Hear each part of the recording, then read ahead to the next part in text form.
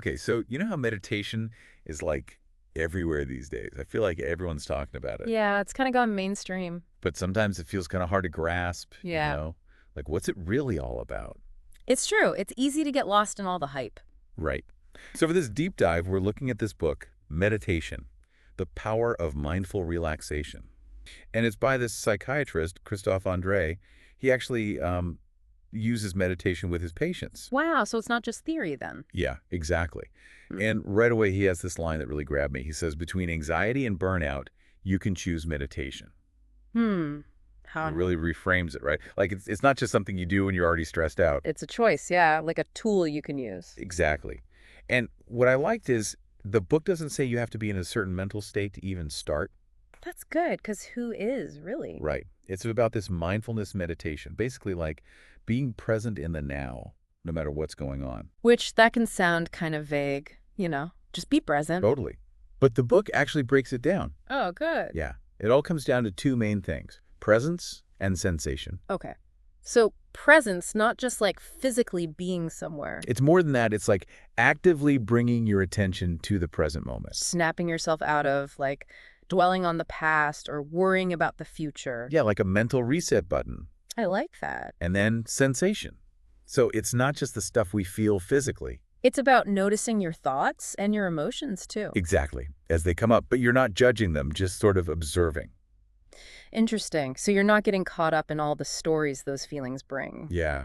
It's like the book uses this analogy of watching clouds go by. I see. So you acknowledge them, but you don't like grab onto the clouds and hold them. Yeah, you just let them pass, which that's a huge shift because then you can experience your feelings without being totally swept away. What? So that kind of leads into how the book talks about inner transformation through meditation. Okay, It's not just relaxing. It's like it changes how you experience life. that's big. The book has three main shifts that happen when you practice mindfulness. I'm curious to hear what those The are. first one is from overthinking to clarity. And I think everyone can relate to that, right? Oh, absolutely. Especially nowadays, there's so much information coming at us all the time. It's overload. Hmm. So the book says that meditation, especially focusing on your breath, that acts like a mental reset. I see. It helps you cut through all that mental noise and regain your focus. And it's not about like stopping your thoughts completely. Right, because that's impossible. It's more about making space between them. So you can choose which ones you actually want to pay attention to. Exactly. Like mental decluttering. I love that analogy. So much easier to grasp than like emptying your mind. Yeah. And your breath is like this anchor. It brings you back to the present when you start to wander off in your head. Yeah. So you go from this frantic, jumbled up mind to like calm and clarity. Okay, so what's the next transformation? So the next one is from resistance to acceptance.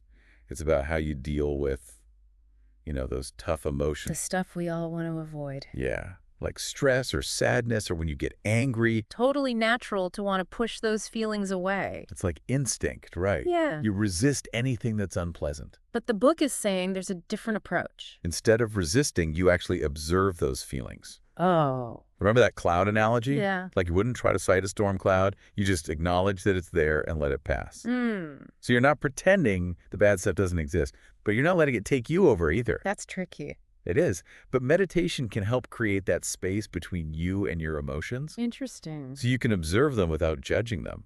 It's like, okay, I'm sad right now, but I'm not defined by this sadness. Powerful. And that shift, it gives you a lot of freedom. I can see that.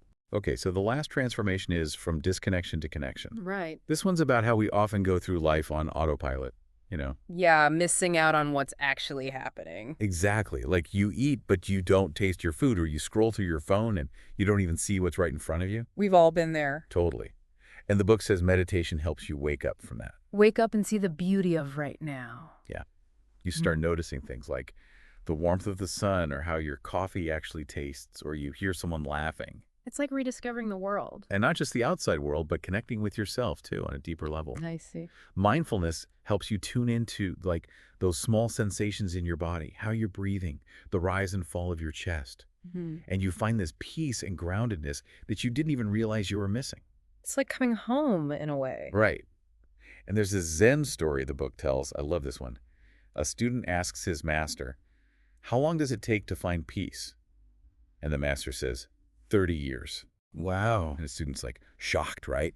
Yeah. He asks, but what if I work twice as hard? What the masters say. The master says, then it will take 50 years. That's deep. It really speaks to like how mindfulness isn't about forcing things. You can't rush it. It's about patience and just being present with yourself in this moment. It's a good reminder in a world that tells you to always be doing more. Totally.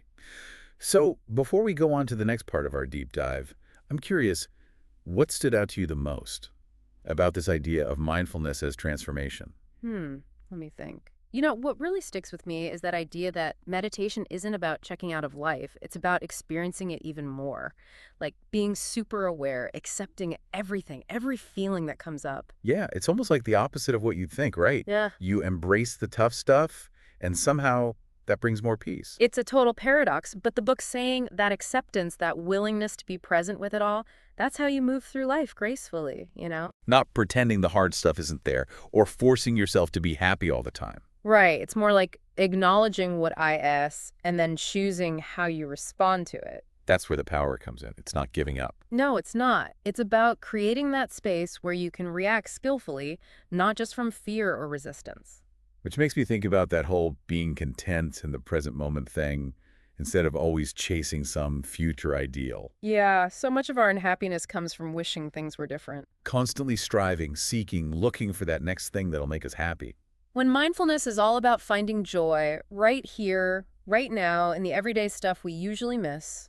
Instead of being fixated on some far-off goal, we appreciate the little things, like a warm sunny day, or how good your food tastes, or just hearing people laugh. And those little moments, they become so much richer, so much deeper. It's like we've forgotten how to just be, we're Yeah. so busy doing and achieving. We've lost touch with just existing, inhabiting our bodies, being right here in the world. And that's where meditation comes in. Not just to de-stress, but to reconnect with ourselves, with the present moment.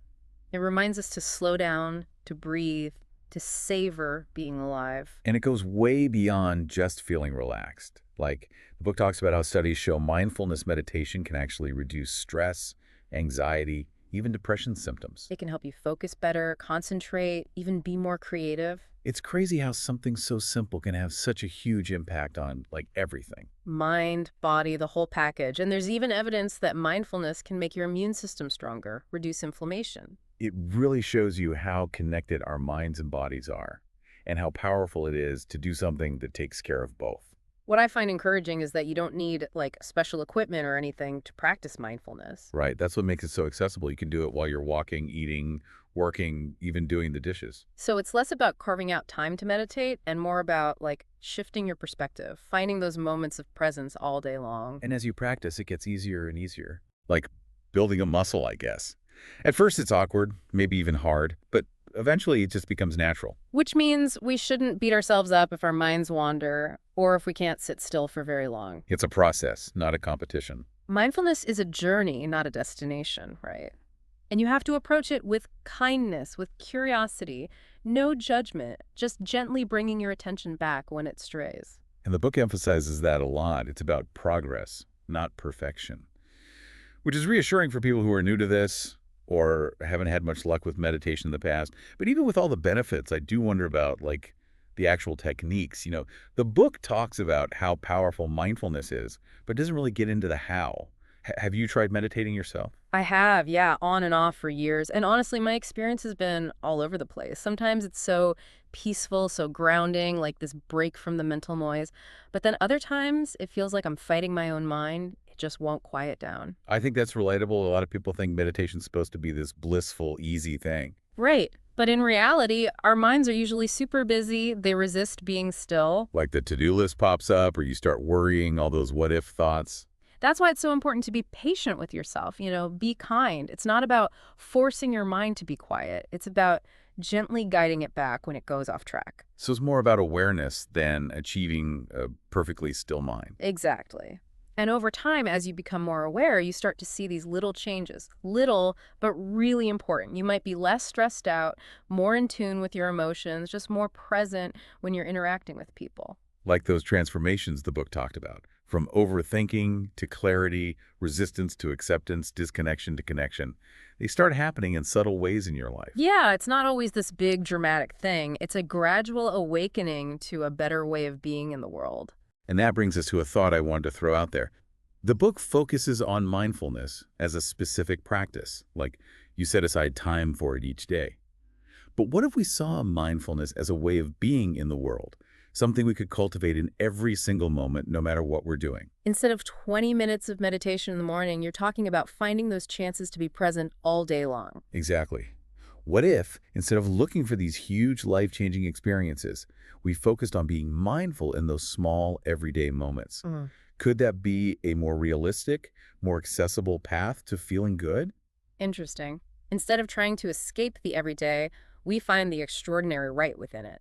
And maybe that's the real magic of mindfulness. Yeah, it's a really cool idea. We think about mindfulness and it's like the separate thing we do, sitting on a cushion or in a quiet room.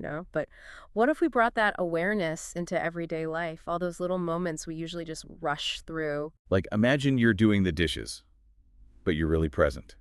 Feeling the warm water, the smell of the soap, or even your commute, just noticing the scenery, the people around you, not getting lost in your thoughts. It changes everything. Instead of always looking for these big, amazing experiences, you start to see how rich the ordinary stuff really is. And maybe by appreciating it, the ordinary becomes extraordinary.